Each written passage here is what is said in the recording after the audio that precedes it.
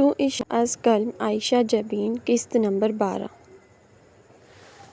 ان لوگوں کو یہاں آئے ہوئے 5واں دن تھا۔ انہوں نے یہاں کی ہر مشہور جگہ تقریباً گھوم لی تھی۔ آج ان کا ارادہ جھیل سیف الملوک جانے کا تھا۔ وہ سب بہت پرجوش تھے۔ ہادیہ بات سنو میری، سہرش نے گاڑی میں سامان رکھتی ہادیہ کو آواز دی۔ بولو کیا ہوا؟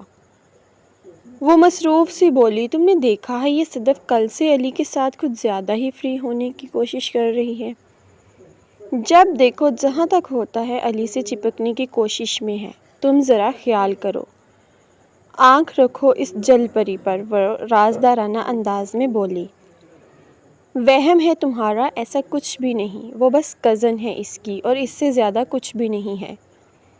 تم خواہ مخواہ پریشان ہو رہی ہو، کزن تو تم بھی ہو اس کی، وہ ہادیہ کو کندھا مار کر بولی۔ جی میں اس کی کزن ہوں، دوست ہوں، اور وہ بولتے بولتے خاموش ہو گئی۔ اور کیا ہو بتاؤ ذرا مجھے، کیا چھپا رہی ہو تم ہم سے؟ وہ شریر لہجے میں بولی۔ دفع ہو جاؤ یہاں سے، مت تنگ کرو مجھے۔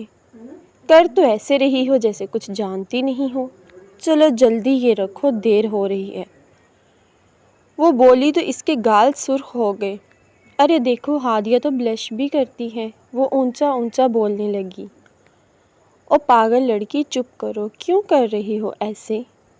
کسی کو پتہ چل گیا تو؟ وہ گھبرا کر بولی۔ تو کیا ہوا، پتہ چلتا ہے تو چل جائے، بلکہ اچھا ہے، میں تو سوچ رہی ہوں جا کر علی کو بتا دوں۔ سہرش چہک کر بولی، خبردار تم نے کسی کو کچھ بولا تو مجھ سے برا کوئی نہ ہوگا، جب وقت ہوگا میں علی کو خود بتا دوں گی۔ ابھی تم خاموش رہو گی پلیز۔ اور تم کب بتاؤ گی؟ انشاءاللہ بہت جلدی، وہ گہرا سانس لے کر بولی۔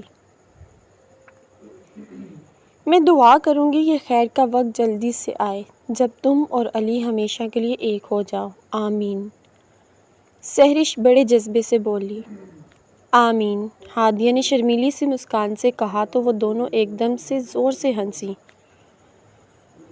اور جلدی جلدی سامان رکھنے لگیں۔ ہاں بھی کوئی کام ہے تو بتاؤ مجھے۔ علی بلو پینٹ سفید شرٹ پر براؤن جیکٹ پہنے بہت ہی ہینڈسم لگ رہا تھا۔ وہ ان کے پاس آ کر بولا، نہیں کوئی کام نہیں، ہم نے سب کر لیا ہے، سہرش نے اس کو جواب دیا۔ ہادیہ نے علی کو دیکھ کر نظر جھکا لی تھی اور دل میں اس کو نظر بد سے بچانے کے لیے قرآنی آیات کا ورد کر رہی تھی۔ وہ نہیں جانتی تھی کسی کی کالی نظر پہلے سے ہی ان دونوں پر گڑ چکی تھی۔ وہ اب جھیل کے لیے نکل گئے تھے۔ علی ہمیشہ کی طرح ہادیہ کے ساتھ بیٹھا تھا۔ وہاں کے خوبصورت اور دل نشین نظارے سب کو اپنے حصار میں جکڑ چکے تھے۔ وہ اس کے ماحول اور اپنی دل کی کیفیت اور علی کے ساتھ ہونے کی وجہ سے ہادیہ کو اپنا آپ ہوا میں اڑتا ہوا محسوس ہو رہا تھا۔ کافی دشوار سفر کے بعد بالآخر وہ لوگ جھیل آ گئے تھے۔ یہ جھیل بہت خوبصورت اور خدائی حسن سے مالا مال تھی۔ اس کا حسن دیکھنے والے کی آنکھ کو خیرہ کر رہا تھا۔ وہ سب بالکل خاموشی سے اس کا حسن محسوس کر رہے تھے۔ واہ بیوٹیفل، کیا بات ہے، علی سرزدہ سا ہو کر بولا۔ تو ہادیہ اور علی نے اختیار ایک دوسرے کو دیکھا تو علی نے گہری اور میٹھی نظروں سے ہادیہ کو دیکھا۔ ہادیہ نے نظریں جھکا لی۔ علی بھی سٹ پٹا کر ادھر ادھر دیکھنے لگا۔ صدف نے ان کو دیکھ کر بامشکل اپنے دل کی جلن پر قابو رکھ رہی تھی۔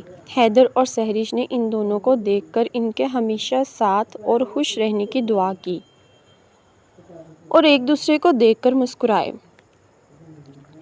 ان لوگوں نے وہاں باربیکیو کیا اور جھیل کے کنارے بہت ساری پکس بنائیں۔ بہت اچھے سے آج کا دن خوبصورت اور بہترین انجام سے ختم ہوا۔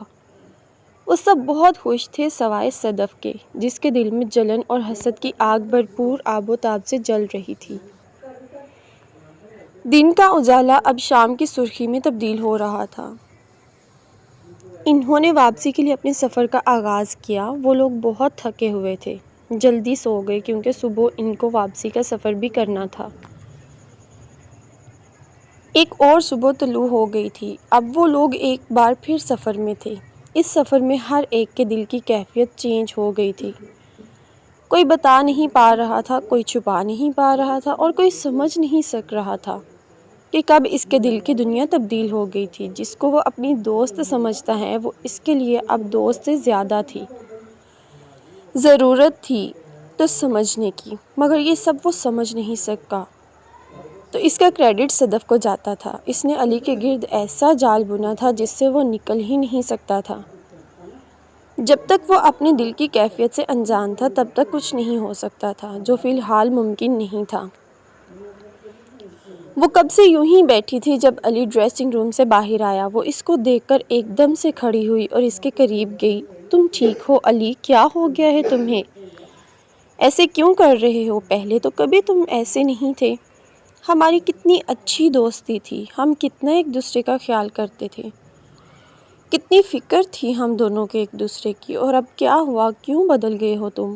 وہ نم لہجے میں بولی۔ علی نے اس کو آہستہ سے تھاما اور اس کی آنکھوں میں آنکھیں ڈال کر بولا، میں یہی کہتا تھا تم سے، ہم اچھے دوست ہیں، مت کرو یہ شادی۔ مگر تم نے میری ایک نہیں سنی، میری بات کو مذاق سمجھا، اپنی مرضی کی۔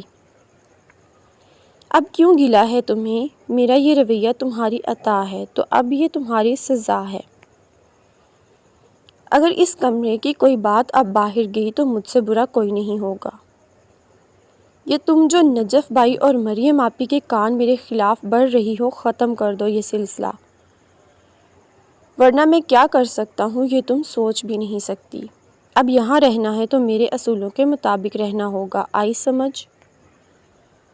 میں نے نجف بھائی اور مریم آپی کو کچھ بھی نہیں بتایا، آپ تو بس وہ بولنے لگی تو اس نے اس کے ہونٹوں پر انگلی رکھ کر خاموش کرایا۔ اب سے جو میں اور جتنا میں بولوں گا اتنا تم بولو گی، ایک لفظ زیادہ نہ کم۔ اب سے تمہارا سونا، جاگنا، کھانا پینا سب میری مرضی کا ہوگا، یہاں تک کہ تم اب سے کپڑے بھی میری مرضی کے پہنو گی۔ تمہیں بھی تو پتہ چلے کہ تمہاری شادی کس سے ہوئی ہے۔ وہ تپے ہوئے انداز میں بولا۔ ٹھیک ہے، جیسا تم بولو گے میں ویسا ہی کروں گی، بس تم اب ایسے مت کرنا جو تمہارا رویہ ہے۔ وہ خوشی خوشی بولی۔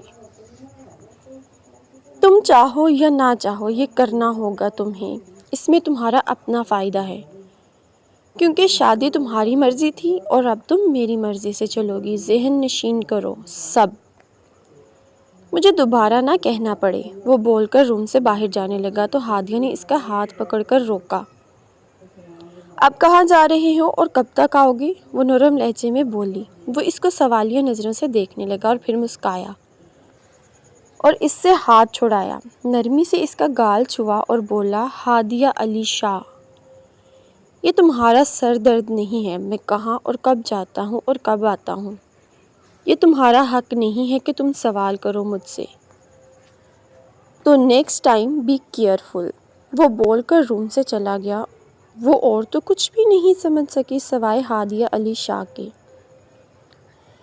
پہلی بار علی نے اپنا نام اس کے نام سے جوڑا تھا اور وہ اسی میں خوش ہو گئی تھی، دیوانی۔